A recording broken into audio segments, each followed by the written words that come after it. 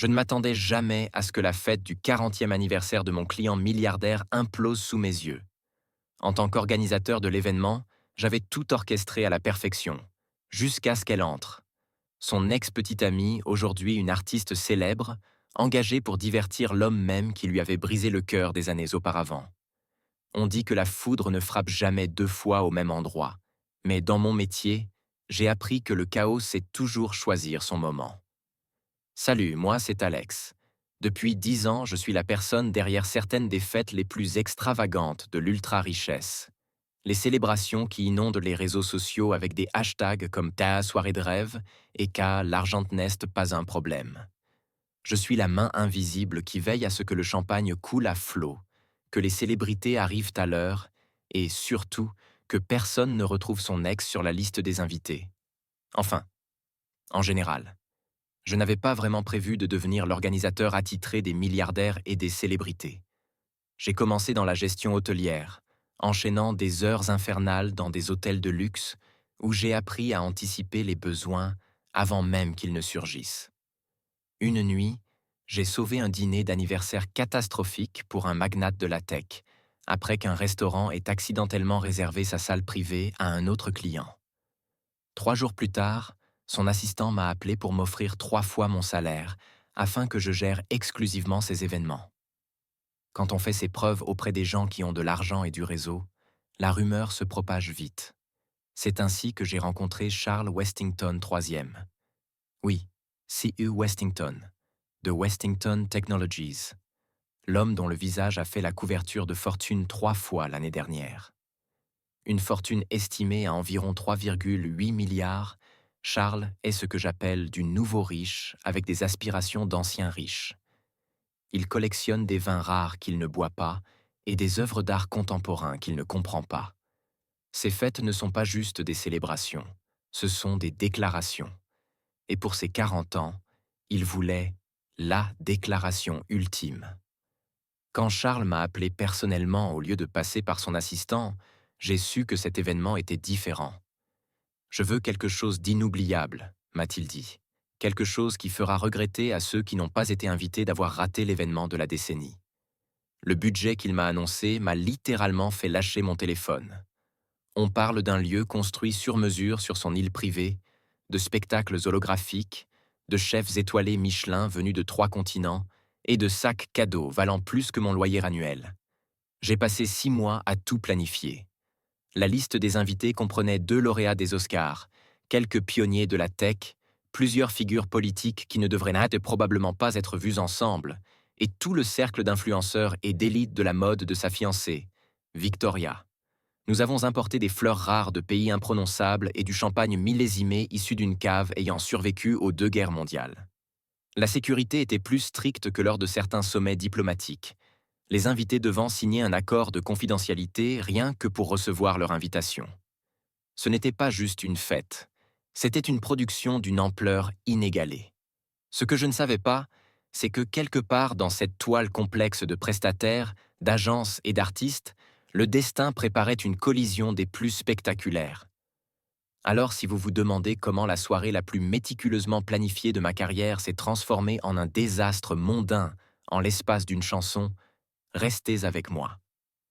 Je vais vous raconter comment une simple coïncidence a plongé une nuit parfaite dans le chaos absolu et la leçon inattendue que j'ai apprise sur l'amour, la vengeance et pourquoi il faut toujours, toujours relire 3 fois le contrat des artistes. Organiser l'anniversaire de Charles, c'était comme chorégraphier un ballet où la moitié des danseurs changèrent de chaussures en plein spectacle.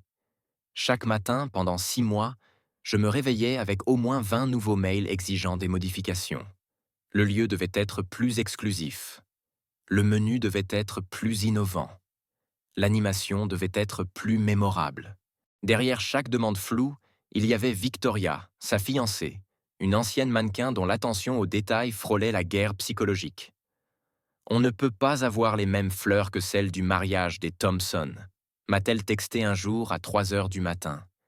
Tous ceux qui comptent étaient présents, et la répétition, c'est la mort. Je n'ai même pas cherché à savoir qui étaient ces Thompson. Dans l'univers de Victoria, la pire faute imaginable était d'être oubliable. 2 semaines avant la fête, je fonctionnais uniquement au café et à la volonté pure, coordonnant avec une équipe de sécurité qui traitait la liste des invités comme un secret d'État. Charles avait invité un mélange fascinant de personnes qui n'auraient sans doute jamais dû partager le même air, encore moins les mêmes amuse-bouches. Le sénateur Williams, en pleine enquête sur les monopoles technologiques, était placé à 3 tables de 4 PDG, dont les entreprises étaient justement dans son collimateur. L'ambassadeur du Japon allait croiser des hommes d'affaires chinois en pleine tension diplomatique. Et puis, il y avait les 3 anciens associés que Charles avait évincés lors de son ascension fulgurante. Invités, m'avait-il dit avec un sourire en coin, juste pour leur montrer jusqu'où j'ai grimpé.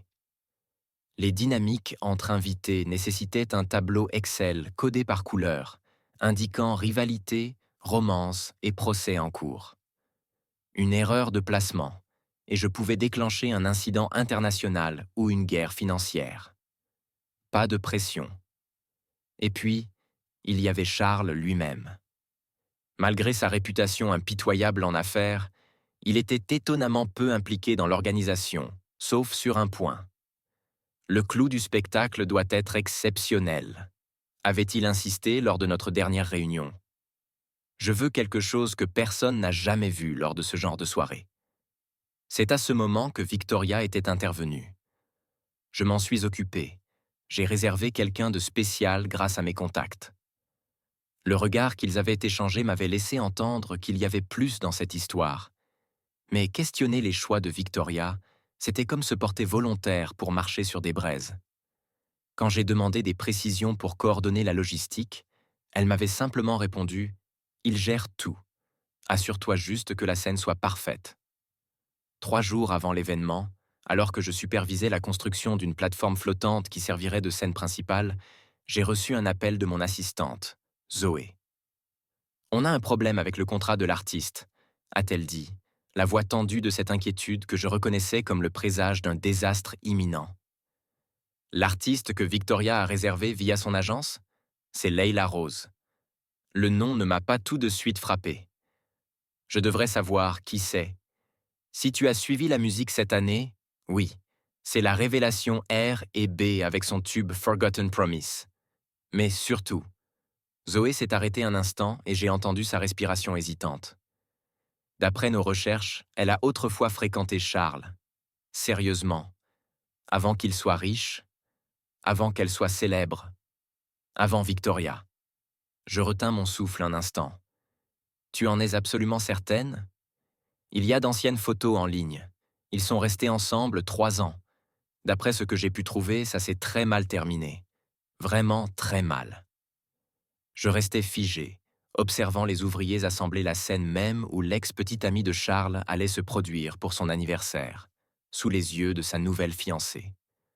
Je ressentis cette sensation familière d'une catastrophe imminente, celle qui s'annonce lorsque le premier domino d'un effondrement spectaculaire vient d'être poussé.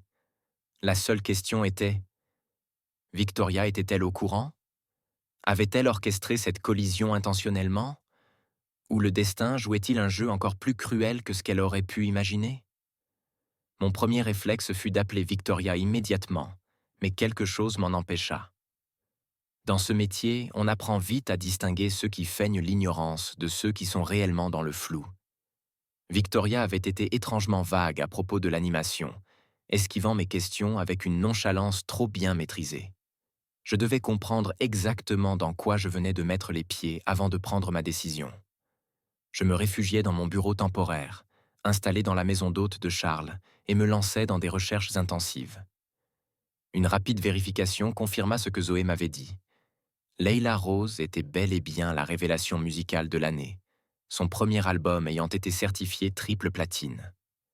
Son single à succès, Forgotten Promises, était une ballade déchirante sur un homme qu'il avait abandonné lorsque la gloire et la fortune l'avaient appelé. Les paroles étaient brutales et précises. Tu as échangé mon amour contre ton empire. Tu m'as laissé seul pendant que tu montais plus haut. Si je ne savais pas mieux, j'aurais cru qu'elle l'avait écrit spécifiquement pour Charles. En creusant davantage, je trouvais des photos datant d'environ 7 ans. Charles et Leila à des événements universitaires, des fêtes de famille, des vacances. Ils avaient l'air sincèrement heureux, un contraste frappant avec les poses calculées que Charles et Victoria prenaient pour leurs photos de fiançailles. Sur une image, ils riaient sous la pluie devant un dîner, visiblement amoureux et insouciants. Charles paraissait plus jeune, plus doux, sans les aspérités que la richesse et le pouvoir avaient inscultées en lui. Dans une vieille interview, Leila mentionnait brièvement une relation qui s'était terminée lorsque son partenaire avait décidé qu'elle ne correspondait pas à son plan sur 5 ans. Elle ne nommait pas Charles, mais la chronologie correspondait parfaitement. Ils s'étaient séparés, juste au moment où il avait reçu son premier investissement majeur et commencé à bâtir Westington Technology. Je m'adossais à ma chaise, reconstituant le puzzle. Charles avait laissé Leila derrière lui pour poursuivre ses ambitions, probablement en pensant qu'elle serait un frein à sa réussite. Maintenant, elle était une star à part entière et allait se produire à son anniversaire, sous les yeux de sa fiancée obsédée par le statut social. Ce n'était pas juste embarrassant, c'était explosif. Mon téléphone s'illumina avec un message de Victoria. « As-tu confirmé les besoins en éclairage pour la prestation spéciale ?» Tellement clinique, tellement détachée. Il était impossible qu'elle ne soit pas au courant. Victoria avait des connexions dans toute l'industrie du divertissement. Elle avait forcément vérifié l'identité de Leila. Ce n'était pas une erreur, c'était orchestré. Mais pourquoi? Humilier Charles? Le tester? Affirmer sa domination en exposant son ex devant toute leur élite sociale? Quelle que soit sa motivation, je venais d'être propulsé au beau milieu de leur guerre psychologique. Je réfléchis à mes options. Prévenir Charles et m'attirer la colère de Victoria? Modifier le programme sous prétexte d'une incompatibilité technique? Contacter directement l'équipe de Leila au risque d'un scandale encore plus grand? Chaque choix semblait être un suicide professionnel. Alors que je pesais ces options peu engageantes, mon téléphone sonna. C'était Charles lui-même. « Alex », dit-il d'un ton inhabituellement tendu. « Je viens d'entendre une rumeur sur l'artiste qui doit se produire à ma fête. Dis-moi que ce n'est pas vrai. » Mon estomac se noua. Donc il savait. Ou du moins, il s'en doutait. Je pris une profonde inspiration, me préparant à ce qui pourrait être la fin la plus rapide d'une carrière prestigieuse dans l'événementiel. « Charles, je viens tout juste de l'apprendre moi-même. Le contrat a été géré directement par les contacts de Victoria. On ne m'a communiqué l'identité de l'artiste qu'aujourd'hui. » Un silence écrasant suivit. Je pouvais presque entendre son esprit calculer, réévaluer, décider de la marche à suivre. « Je vois », dit-il finalement, sa voix maîtrisée à la perfection. « Et maintenant que tu es au courant, que proposes-tu de faire ?» Ce n'était pas la réaction à laquelle je m'attendais. Pas de colère, pas de panique, juste une question froide et précise qui faisait peser tout le poids de cette situation impossible sur mes épaules. En cet instant, je compris que Charles ne demandait pas mon avis professionnel. Il testait ma loyauté. « On continue comme prévu », finit-il par dire après une longue pause. « On n'annule rien. On ne change rien. » Son ton était devenu aussi tranchant que lorsqu'il parlait de ses concurrents dans les interviews. « Assure-toi simplement que tout le reste soit impeccable. » Puis il raccrocha, me laissant avec plus de questions que de réponses. La nuit de la fête arriva sous un ciel parfait, le genre de conditions qu'on ne peut pas prévoir, mais qu'on espère toujours.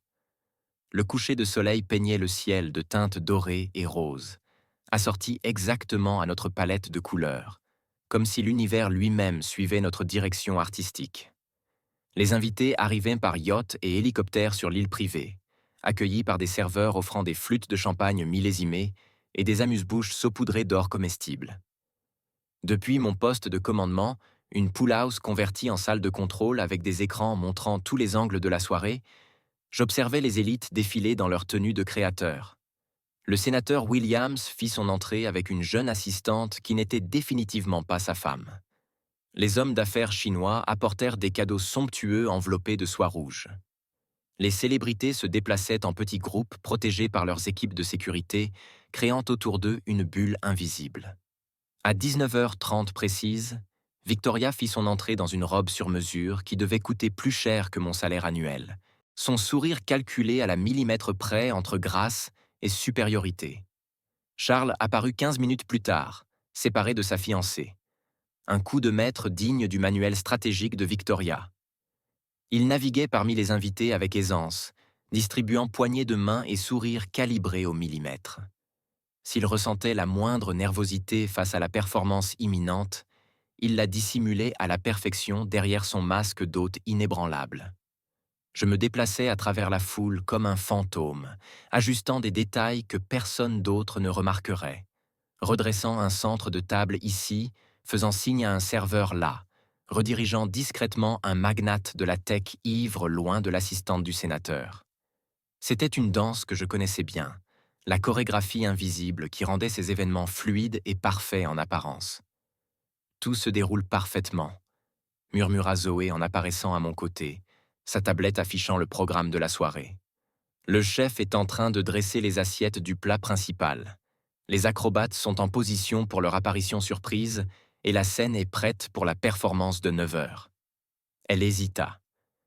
Leila Rose est arrivée il y a 20 minutes. Elle est dans la loge des artistes avec son équipe. Elle a demandé à ne pas entrer en contact avec les hôtes avant son entrée en scène. Mon estomac se serra. Au moins une des parties concernées reconnaissait la gêne de la situation. Et Victoria? Charles, question marque. Victoria regarde sa montre toutes les 3 minutes. Charles ne montre aucune réaction. La fête atteignit son apogée vers 20h30. La nourriture était exquise, l'alcool coulait à flots, les conversations vibraient à cette tonalité parfaite qui signale une alchimie sociale réussie. J'aurais dû me détendre, mais au lieu de cela, je me surpris à observer Charles, qui naviguait de table en table, le regard dérivant par moments vers la scène en préparation pour l'événement principal. Son expression était indéchiffrable. Pas de l'anxiété exactement, mais une sorte de conscience accrue, comme un homme se préparant à un affrontement. À 20h45, Victoria fit teinter son verre, appelant à l'attention. La foule se tut alors qu'elle porta un toast à Charles, une déclaration à la fois élogieuse et subtilement autocentrée.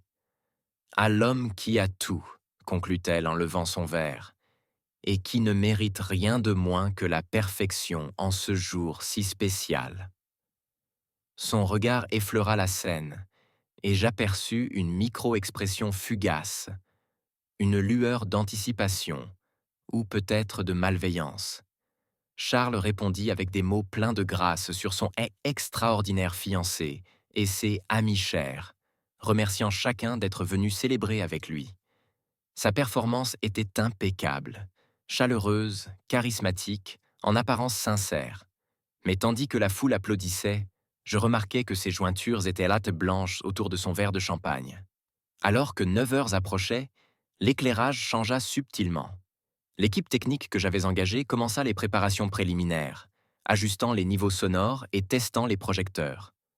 Une tension d'expectative parcourut la foule alors que Victoria murmurait à certains invités qui se tournèrent pendre vers la scène avec un intérêt croissant. Mon oreillette grésilla. « L'artiste est prête à entrer en scène », m'informa mon régisseur. « Je donne le feu vert ?» Je balayai la fête du regard jusqu'à Charles, isolé à l'orée de la foule. Pendant une fraction de seconde, nos yeux se croisèrent, et j'y vis quelque chose que je ne m'attendais pas à voir chez un milliardaire ayant le monde à ses pieds. De la vulnérabilité. « Monsieur ?» relança mon régisseur. « On procède ?» Je pris une profonde inspiration. « Oui », répondis-je, scellant notre sort à tous. Lancez l'introduction. Les lumières s'éteignirent, progressivement, plongeant la soirée dans cette obscurité envoûtante où l'excitation se densifie. Un unique projecteur transperça la nuit, illuminant la scène vide. Le maître de cérémonie, une célébrité mineure imposée par Victoria, entra dans la lumière avec un enthousiasme rodé. « Mesdames et messieurs, distingués invités, Charles Westington est un homme qui ne mérite que l'extraordinaire. Ce soir, nous avons l'honneur d'accueillir une artiste dont l'ascension fulgurante a bouleversé le monde de la musique. Veuillez accueillir Leila Rose. L'assemblée éclata en applaudissements surpris. Leila était une star bien plus grande que ce que quiconque aurait anticipé pour un événement privé, même aussi somptueux que celui-ci. Je tournai mon attention vers Victoria, qui observait Charles avec l'intensité d'un scientifique scrutant une expérience critique. Charles, lui, s'était figé, son visage illisible sous l'éclairage tamisé. Lorsque Leila fit son entrée sur scène, l'atmosphère changea instantanément. Elle portait une robe dorée simple mais élégante qui captait la lumière et la métamorphosait en apparition presque irréelle. Plus frappante encore que son apparence, c'était sa présence. Elle imposait le silence sans l'exiger, la marque d'une véritable artiste. Elle n'accorda aucun regard à Charles, ne balaya pas la foule du regard à la recherche d'un visage familier comme le font souvent les chanteurs lors de concerts privés. Elle se dirigea simplement vers le micro avec assurance et fit un signe à ses musiciens. Les premières notes résonnèrent dans la nuit. Pas Forgotten Promises, comme je le redoutais, mais quelque chose de nouveau. Un morceau que je n'avais jamais entendu auparavant. Lorsqu'elle se mit à chanter, son timbre transporta une gamme d'émotions si brutes et complexes qu'elles semblèrent toucher physiquement chaque personne présente. C'était une chanson sur la transformation, sur le fait de renaître plus fort après une blessure, sur la reconquête de sa propre histoire. Les paroles étaient un chef-d'œuvre d'équilibre, assez précises pour être percutantes, suffisamment ambiguës pour offrir une plausible dénégation. « Tu croyais écrire mon dernier chapitre ?» chanta-t-elle, sa voix gagnant en intensité à chaque vers. « Mais tu n'étais que mon commencement difficile. » Je vis la reconnaissance s'allumer sur les visages de ceux qui connaissaient le passé de Charles, ceux qui pouvaient relier les points. Les murmures s'insinuèrent parmi les convives, tels des ondes à la surface d'un lac. Le sourire de Victoria s'était figé, ses yeux se plissant imperceptiblement.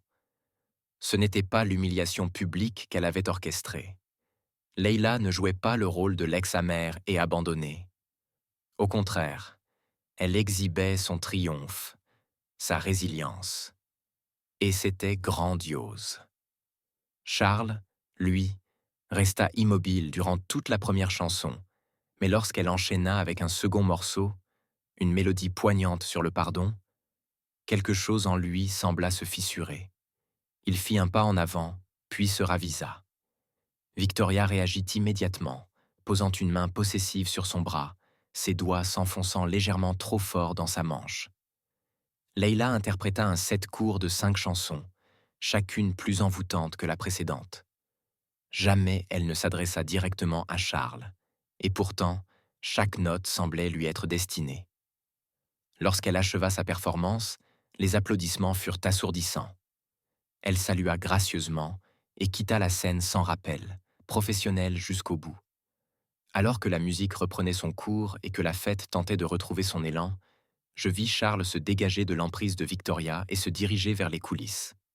Victoria, retenue dans une conversation avec des invités importants, ne pouvait pas le suivre immédiatement. Mais elle me lança un regard qui signifiait clairement « Arrête-le ». J'hésitais, tiraillé entre mon obligation professionnelle et la simple décence humaine. Le temps que je prenne ma décision, Charles avait déjà disparu derrière la scène. Je le retrouvais devant la loge de Leila, la main levée comme s'il s'apprêtait à frapper, figé dans l'indécision.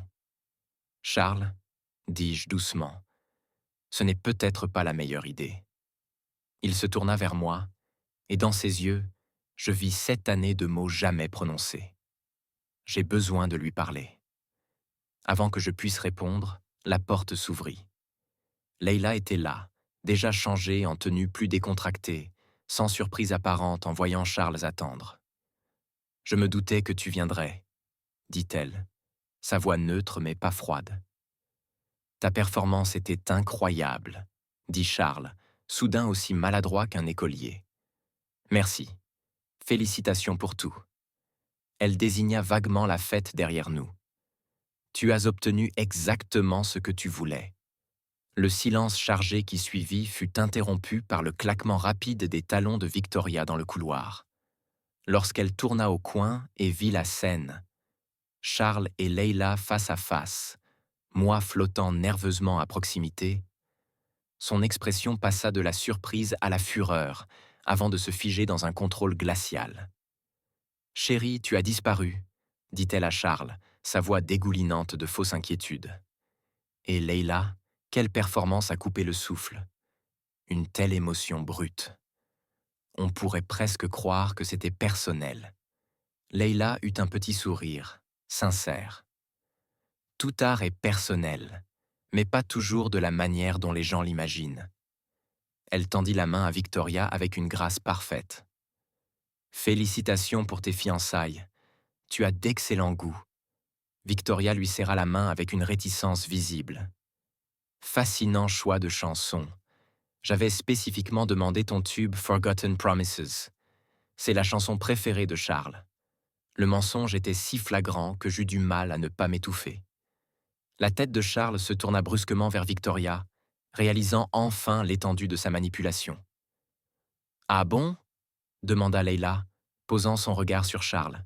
« Je ne savais pas. »« Victoria, » dit Charles d'une voix dangereusement calme, « pourquoi ne retournerais-tu pas auprès de nos invités? Je te rejoindrai sous peu. »« Nous devrions y aller tous les deux, » insista Victoria, sa maîtrise vacillant. « Ce n'est pas le moment pour... des souvenirs. » « En fait, » intervint Leila avec aisance, « j'allais justement partir. Ma voiture m'attend. » Elle fixa Charles. « C'était bon de te revoir. Je le pense sincèrement. » Alors qu'elle se retournait pour partir, Charles parla rapidement. « Leila, attends !» Le visage de Victoria se crispa sous l'effet d'une rage à peine contenue. « Charles, ça suffit. C'est embarrassant. » Et à cet instant précis, avec 3 mots simples, Charles Westington III fit quelque chose que je ne l'avais jamais vu faire en tout le temps où j'avais travaillé pour lui. Il perdit son contrôle soigneusement entretenu. « Non, Victoria, c'est toi qui es embarrassante. » Sa voix était basse, mais chaque mot frappait comme un coup de massue. « Tu as orchestré toute cette situation pourquoi? Me tester? L'humilier? Montrer ta supériorité? Et maintenant, tu as obtenu exactement ce que tu voulais. Une scène. » Le silence qui suivit son éclat dura quelques secondes, mais sembla une éternité. Le masque parfait de Victoria se fissura. Son visage rougit sous l'humiliation en réalisant que nous n'étions plus seuls. Plusieurs invités s'étaient aventurés dans les coulisses, attirés par l'agitation, et observaient maintenant ce qui deviendrait sans doute le plus grand sujet de commérage du lendemain. « Je serai à la table principale », lâcha Victoria d'une voix tendue avant de tourner les talons et de s'éloigner avec une précision mécanique, affichant un sourire crispé aux curieux sur son passage. Charles se tourna vers Leila, qui avait assisté à l'échange avec une expression impénétrable. « Je te dois des excuses, » dit-il doucement, « pour ce soir et pour tout le reste. »« Non, tu ne me dois rien, » répondit Leila, nous surprenant tous les deux. Son ton n'était pas amer, juste serein. Nous étions jeunes. Tu as choisi ton chemin, j'ai trouvé le mien. Regarde-nous aujourd'hui. Charles sembla se détendre légèrement. Je devrais aller gérer... Il fit un vague geste vers la fête. Leila hocha la tête. Tes invités t'attendent. Elle hésita, puis ajouta « Sois heureux, Charles. C'est tout ce que j'ai toujours voulu pour toi. » Tandis que Charles s'éloignait, je me retrouvais seul avec Leila. Je pensais qu'elle partirait immédiatement, mais au lieu de cela, elle se tourna vers moi avec un léger sourire. « Vous devez être le célèbre organisateur d'événements. J'ai entendu parler de votre travail. » C'était une sacrée performance, dis-je, ne sachant quoi dire d'autre. Victoria a contacté directement mon agent, expliqua-t-elle, lisant dans ma confusion. Elle a insisté pour que je chante Forgotten Promises. Elle savait exactement qui j'étais pour Charles. J'ai failli refuser, Mais je me suis dit, pourquoi devrais-je? Je ne suis plus cette fille au cœur brisé. J'acquiesçais, admiratif. Alors, vous avez changé la setlist. J'ai décidé de raconter mon histoire, pas celle qu'elle voulait que je raconte. Leila eut un sourire en coin. Et puis, rien ne gâche une vengeance bien orchestrée comme une cible qui n'en a rien à faire. Après son départ, je retournai à la fête. L'ambiance s'était divisée en différents groupes d'énergie. Près du bar, les chuchotements excités fusaient, tandis que les invités reconstituèrent les événements. À la table principale, Victoria gardait un sourire crispé, tandis que son cercle intime se refermait autour d'elle. Et au bord de la piste de danse, Charles, en grande conversation avec son ami d'enfance, paraissait plus sincère que je ne l'avais vu de toute la soirée. Et pourtant, la fête continua. Les riches ont l'habitude de prétendre que rien d'inhabituel ne s'est produit, une compétence perfectionnée à travers des générations de scandales et d'indiscrétions. La musique jouait, le champagne coulait, et les photographes capturèrent des instants soigneusement choisis où tout ne semblait être que célébration. Vers minuit, je trouvai Charles seul, face à l'eau, contemplant la lune se reflétant sur les vagues. « Puis-je faire quelque chose pour vous, monsieur ?» demandai-je avec distance. Il se tourna vers moi, semblant me voir pour la première fois de la soirée. « Vous saviez, n'est-ce pas? Avant ce soir. » J'hochai la tête. Seulement quelques heures avant, j'ai essayé de... « Ce n'est pas grave, m'interrompit-il. Cela devait arriver. 3 semaines plus tard, les pages mondaines annonçaient la séparation mutuelle de Charles et Victoria.